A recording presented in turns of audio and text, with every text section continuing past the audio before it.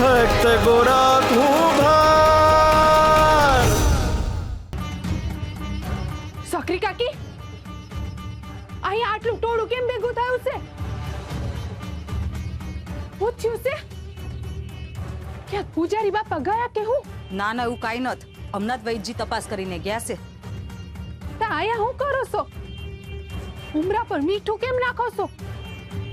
વૈદજી હું કહીને ગયા છે?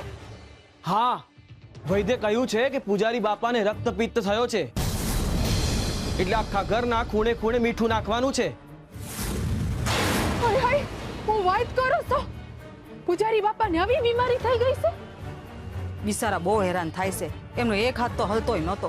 પણ આ મીઠું નાખવાથી એમનો રોગ મટી જાય સખરી કાકી? મટશે કે નહીં એ તો નક્કી નહીં, પણ આ મીઠું નાખીએ ને તો આ રોગ ઉમરાની બહાર ના જાય. આ રોગ ગામમાં ન ફેલાય ને એટલે આ બધું કરી રહ્યા છે. હું કયો છો સખરી કાકી? આ આટલી ગંભીર બીમારી છે? જો ધ્યાન ન રાખીએ ને તો આ રોગ આખા ગામને ચપેટમાં લઈ લે. આટલો ચેપી રોગ છે આ રક્તપિત્ત? ચેપી તો છે જ, ધ્યાન રાખજો. વૈદ્યજીએ કીધું છે કે એમની પાસે કોઈ આવે નહીં, કન રોગ એમને લાગી જાહે. ના ના, મારે ન જવું એમની પાસે. તમારે નાખો ગુનો ભરી ભરીને મીઠું, પણ આ રોગ બારણાની બહાર ન આવવો જોઈએ. હરે કૃષ્ણ, હે નાથ, મને બચાવજો.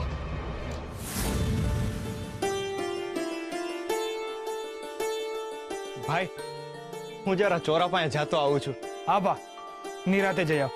હાલો તે. હરે કૃષ્ણ. હરે કૃષ્ણ.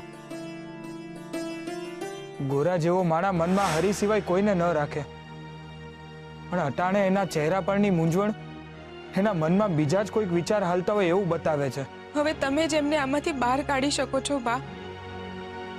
તમે કંઈક કરો અને એમનું મન કામમાં પરોજો, જેથી એમના મનનો ભાર હળવો થાય. બા, બા મારી એક મદદ કરીશ? અરે ભાઈ, એમાં કહેવાનું થોડી હોય. અરે તારે તો ખાલી હુકમ કરવાનો હોય. બોલ ને, શું કામ છે? અરે બા, હા 2-3 કાચા માટલા પડ્યા છે, મને જરાક ટીપી આપીશ?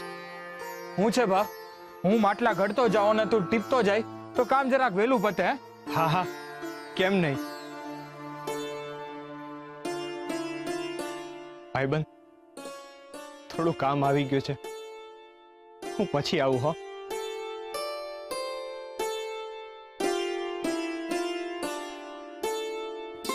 હાલો ભાઈ, તમે માટલા ઘડવા માંડો, હું ટીપવા માંડું. હા.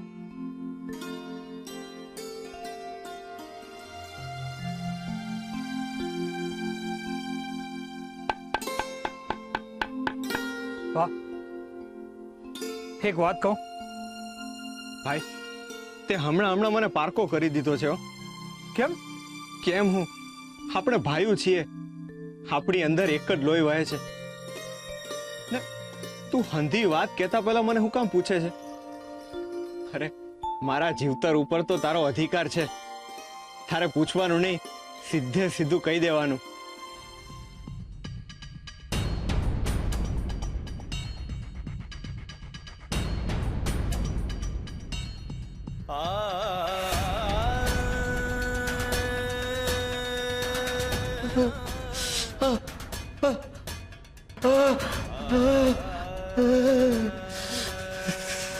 હે હરી, તું આખા સંસારની પીડા હારે છે. આ તો પૂજારી બાપા છે, એમને આખી જિંદગી તારી પૂજા કરી છે. આમની પીડા ઝટથી હરી લે મારા નાથ.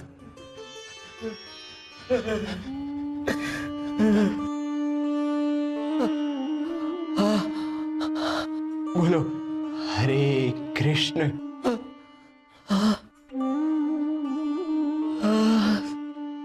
બોલો હરે કૃષ્ણ. હરે કૃષ્ણ.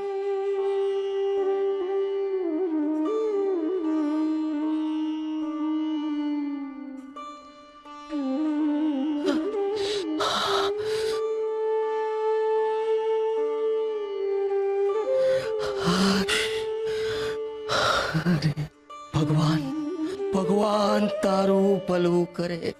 ભગવાન હંધાઈનું ભલું કરશે. હરે કૃષ્ણ.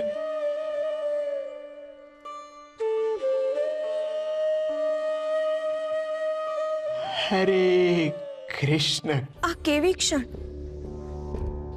આ કેવો સંબંધ ના, જે પૂજારીએ ગોરાને આખું જીવન ઝેરના ઘૂંટડા પાયા છે, એ જ પૂજારીને ગોરા અમૃતનો અનુભવ થઈ રહ્યો છે. નાનપણથી અત્યાર સુધી પૂજારીએ ગોરાને માત્ર ને માત્ર બળતરા આપી છે, અને એની બળતરા ગોરા શમાવી રહ્યો છે. જેમણે એને અંગાર અડાડ્યો, એમને ગોરા શીતળ જળનો સ્પર્શ કરાવી રહ્યો છે. હું આ સંબંધના અર્થને સમજી નથી શકતી ના. આને સંબંધ નહીં, ઋણાનુબંધ કહેવાય રૂકમણી. અને સાચા અર્થમાં ગોરા જે કરી રહ્યો છે એને પૂજારીને આપેલી ગુરુદક્ષિણા કહેવાય. ગુરુ દક્ષિણા? પરંતુ નાથ, ગુરુ દક્ષિણા તો ગુરુને અપાય ને, અને પૂજારીએ તો ગોરાને આખું જીવન હડધૂત કર્યો છે, એને ઉતારી પાડ્યો છે, એને દુઃખી કર્યો છે.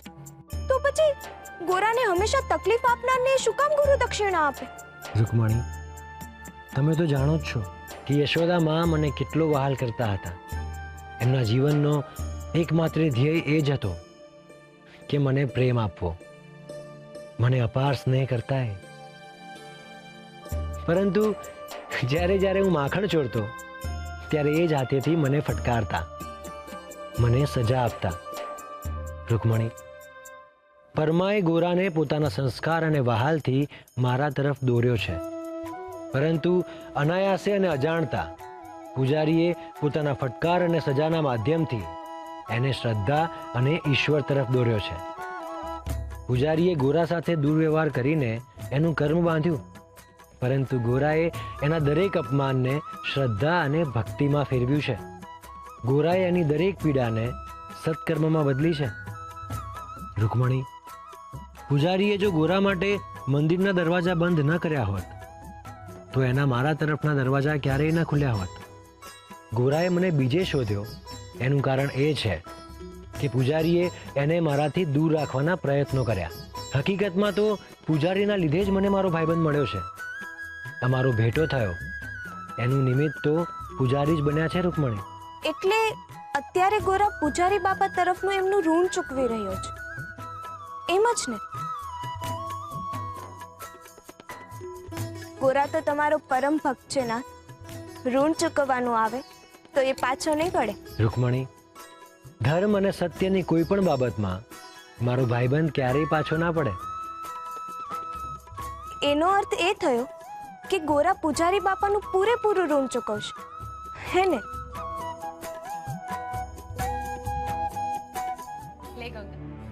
આ છોકરી કોણ છે? પહેલા તો કોઈ દિવસ ભાડી નથી. ખબર નહીં કોણ છે, પણ રૂપાળી ઘણી છે. કદાચ ગોરાને ત્યાં આવી છે. ગોરાને ત્યાં? ગોરાને તો હંધાઈ હગાને આપણે ઓળખીએ છે, એને તો કોઈ દિવસ પહેલા ભાડી નથી. હા, એ વાત એ સાચી. ખબર નથી કોણ છે, પણ ગોરા બોલતો હતો ત્યારે ટકર ટકર જોતી હતી.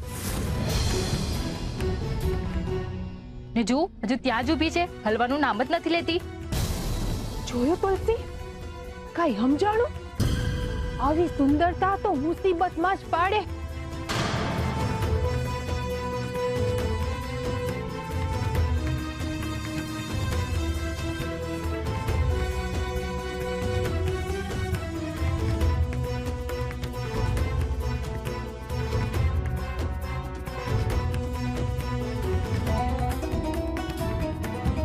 ગંગા, હાલ આપણે ઘરે જઈએ.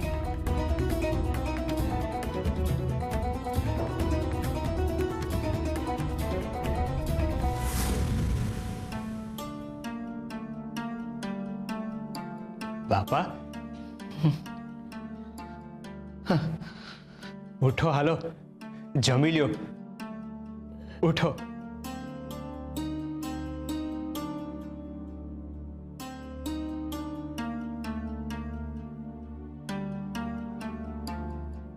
બાપા, ખીચડી લઈ આવ્યો છું.